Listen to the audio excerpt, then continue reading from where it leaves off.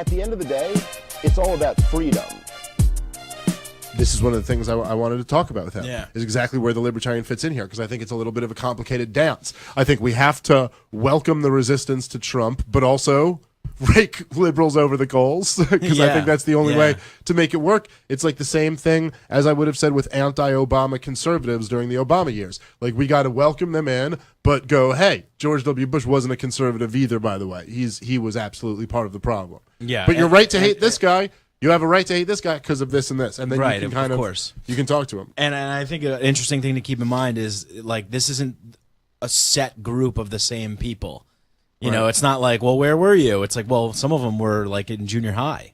You know, some of them were not. They don't know. You know, they just weren't aware of what's going on, and they're just coming into this realm of political action now. Yeah, no, you're absolutely right. It's a really great point. You made this when we were hanging out the other night. When we were drinking beers. This is when Mike's. I swear to God, I've recorded hours with him every week for the last few years. Never made an intelligent point. Garbage. But you get him out there drinking, and the kid lets him rip.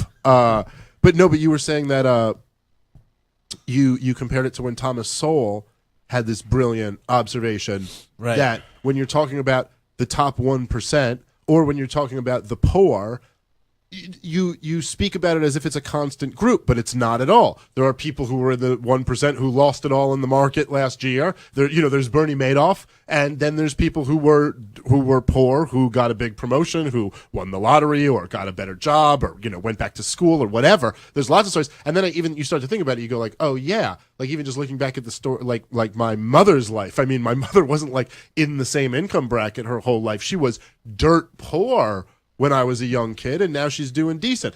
So like it's you're absolutely right, and we get stuck in this almost collectivist mindset where you're like the 1%, the poor. And you were just making that point that the same can be said about the left and the right. Yeah. These aren't constant groups. People move back and forth, people grow ideologically, and in fact, just as they get older, they tend to grow more, at least conservative, or maybe somewhat skeptical of government.